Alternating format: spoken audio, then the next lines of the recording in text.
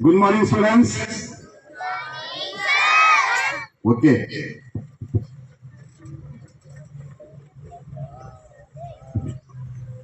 Future Warrior Summer Camp Kolar Thangavayal.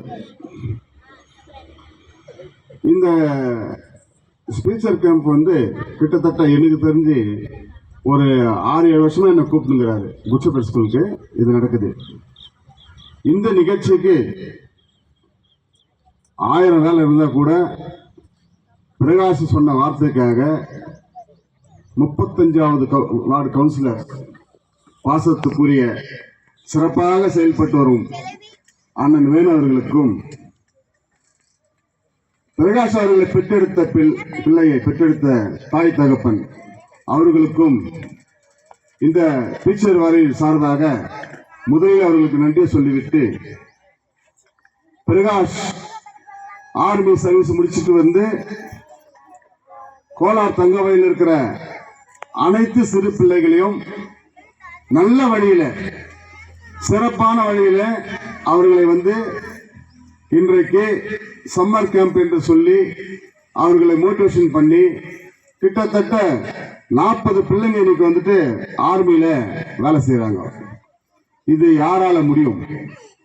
ஒரு அரசாங்கம் செய்ய வேண்டிய வேலையை வந்து ஒரு தனிப்பட்ட மனிதர், அதுவும் இந்த நாட்டுக்காக உழைத்து ரிட்டையர்ட் ஆகி அவரும் ஒரு தொழில் இருந்துக்குன்னு குடும்பத்தையும் பார்த்துக்கின்னு இந்த சமுதாய பற்றும் அவருக்கு இருக்குதுன்னு சொன்னா உண்மையே அவருக்கு சலீட்.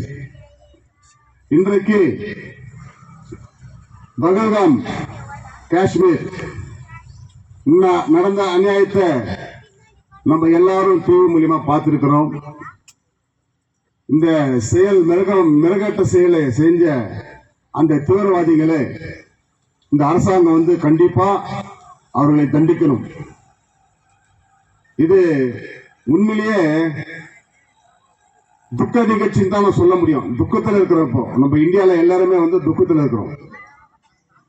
இது போல செயல்களுக்கு இப்ப இருக்கின்ற இந்த சிறு பிள்ளைகள் நாளை இவர்கள் எந்த துறையினாலும் போகலாம். முதல்ல பிரகாஷ் பண்றது என்னன்னா டிசிப்ளின் ட்ராக்.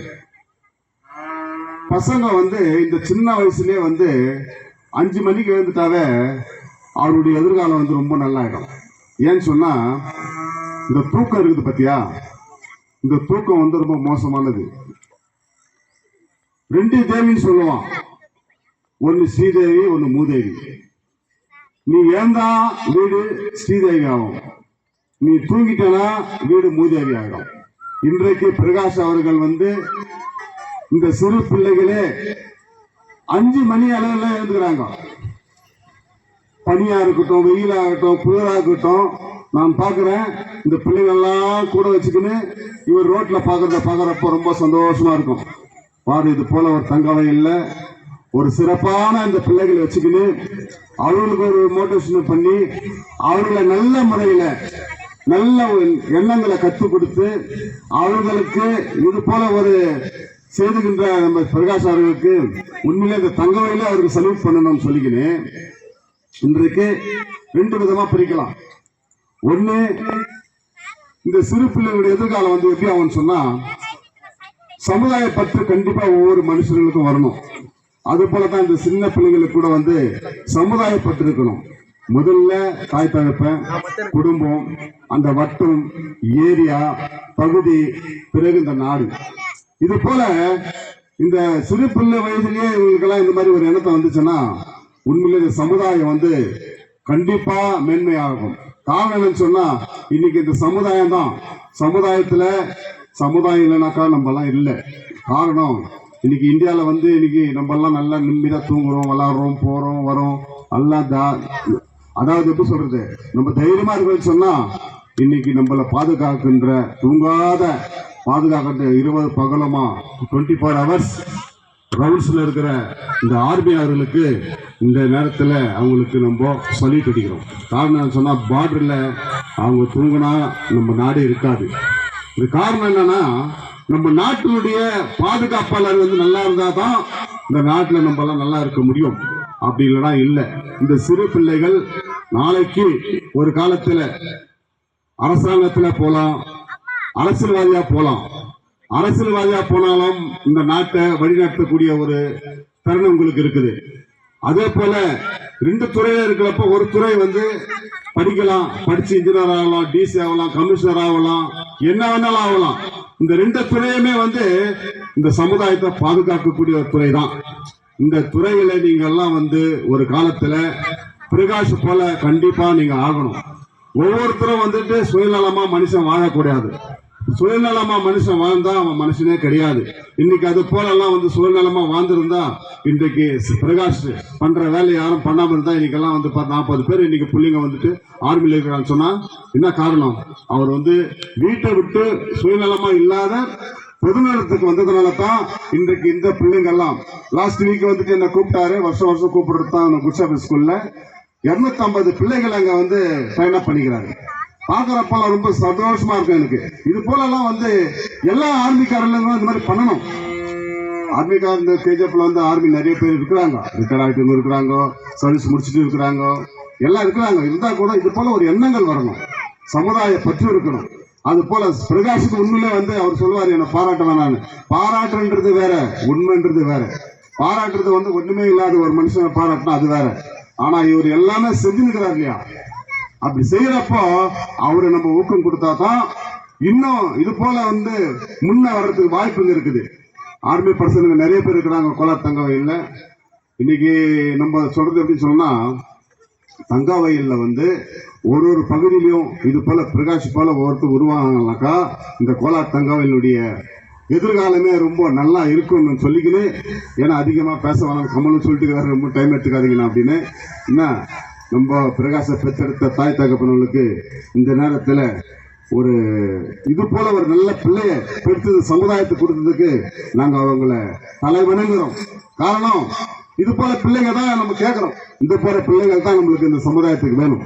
இன்னைக்கு சமுதாயம்ன்றப்போ இன்னைக்கு நம்ம பக்கத்துல கவுன்சிலர் உட்காந்துக்கிறாரு. அது கவுன்சிலர் உட்காந்துக்கிறான்னு சொன்னா